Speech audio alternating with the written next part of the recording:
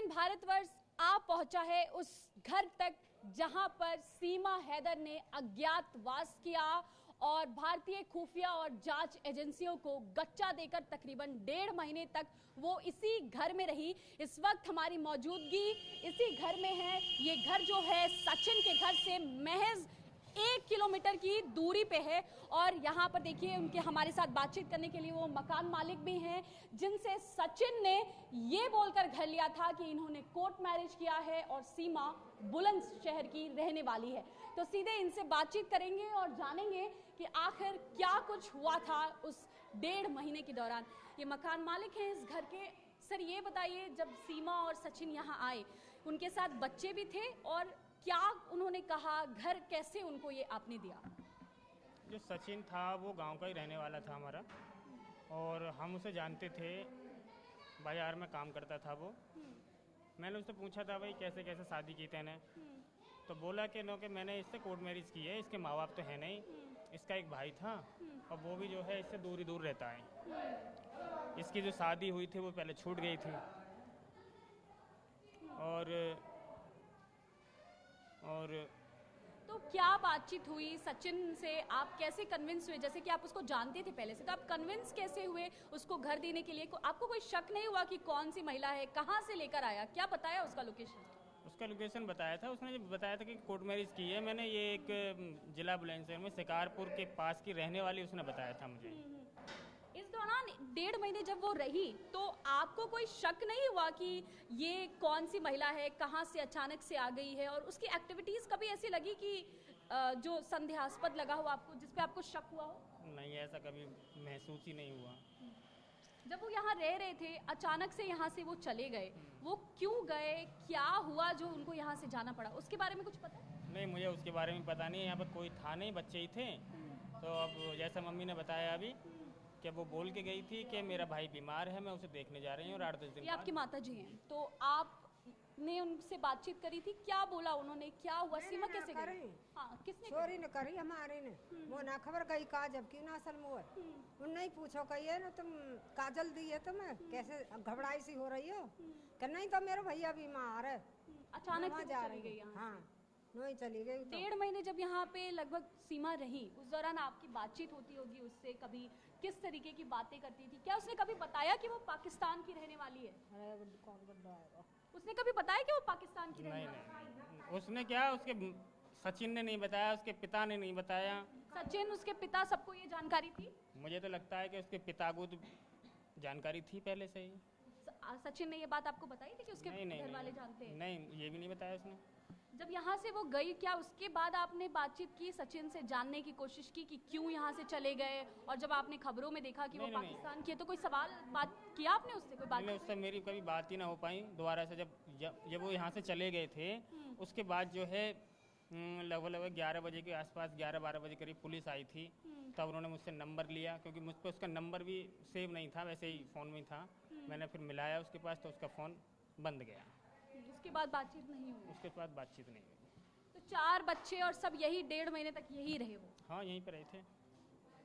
तो यहाँ पे उनका कमरा कौन सा, इस ऊपर रह रहे थे, अभी उसमें कोई रह रहा है? मैं जा सकती हूँ? हाँ, चलिए, तो हम उस कमरे में भी जाएंगे और देखेंगे कि क्या स्थिति थी। लेकिन उसके पहले यहाँ पे कुछ महिलाएं हैं। जब 1.5 महीने सीमा यहाँ रही, उस दौरान इसी मकान में ये महिलाएं भी रेंटर हैं और ये लोग उनके साथ रही। आप सीमा के साथ रहती थी इसी मकान में, बातचीत हुई होगी कभी? कभी उसने इस बात का जिक्र किया या आपको कभी ऐसा लगा कि वो पाकिस्तान की रहने वाली है, ऐसा कुछ हुआ? वो बोलती थी ना, मैं मुसलमान।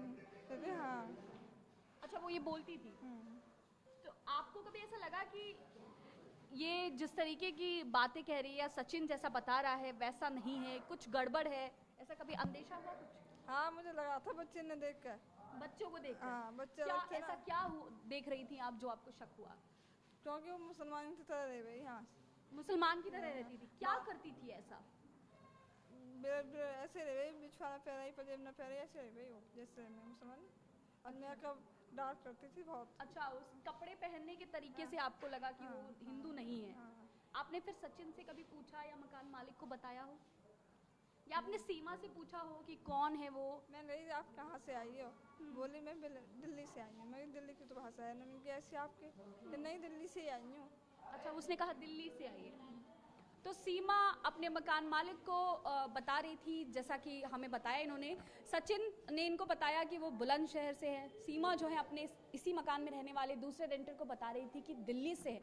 तो कई सारे सवाल हैं अभी जो उठ रहे हैं, लेकिन इसके बीच TV9 के कैमरे पे पहली बार आपने उस अज्ञातवास, जहां पे तकरीबन 1.5 महीने तक भारतीय जांच एजेंसियों को गच्चा देने के बाद, भारत में घुसपैठ करने के बाद सीमा रही थी, और सीधे तौर पे उन्होंने अपनी पहचान को छुपा कर रखा। हालांकि कुछ रेंटर्स को उनकी पहनावे और तमाम चीज़ों को लेकर उन पे शक हुआ।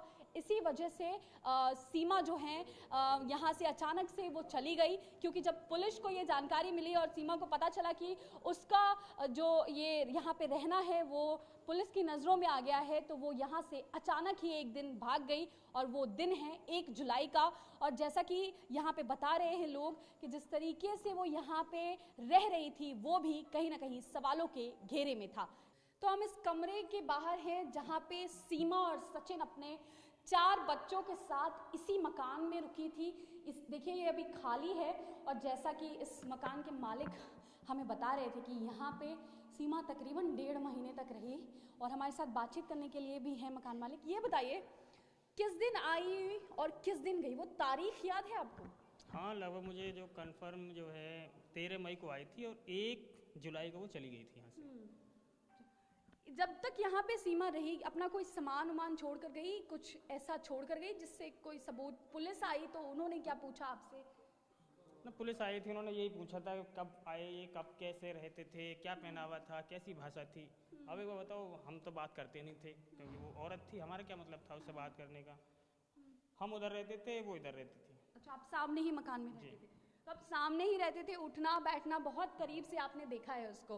कई सारे सवाल उठ रहे हैं, और 1.5 महीने तक उसने अपनी पहचान छुपाकर, वो एक पाकिस्तानी भारत में रह रही थी, यहाँ आपके मकान में रह रही थी। आपको किसी तरीका का कभी कोई शक नहीं हुआ उसकी एक्टिविटीज़ पे? 4 बच्चे लेकर आई थी, सचिन आपका जानने वाला था, तो कोई सवाल मन में आपके नहीं उठ रहा था? सवाल था, लेकिन बस जब उसने ये बोला कि मैंने कोर्ट मैरिज की है, इसके माँ बाप है नहीं, एक भाई है वो भी इससे दूर रहता है, हो सके मैंने छूट छाट की हो, उसके बच्चे हों, तो इमोशनली होकर मानवीय तौर पे आप उसको जगह दे दिए थे रहने का? हाँ, मैं जब शादी हो गई है तो अब क्या है। उसने बताया था कि शादी हो गई है? कोर्ट मैरिज कर ली है मैंने, और गांव का ही था, इस वजह से दे दिया। ये किचन भी सीमा यूज करती थी, ये किचन? तो ये जो किचन आप देख रहे हैं, इसमें ही तकरीबन 1.5 महीने तक खाना बनाया सीमा ने, और सचिन और उसके जो 4 बच्चे हैं वो इसी रूम में रह रहे थे। सामने ये मकान मालिक का घर है, वो लोग भी यही रहते थे। और ये जो घर है, ये जो मकान है जिसमें सीमा रहती है, वो फिलहाल खाली है। और यहाँ पे कई बार पुलिस भी आई है पूछताछ के लिए, और फिलहाल जो जानकारी निकल कर आ रही है वो यही है कि सीमा यहाँ पर 13 मई से लेकर 1 जुलाई तक इसी कमरे में रही, और इस दौरान उसने अपने पहचान को लेकर के बार बार झूठ बोला।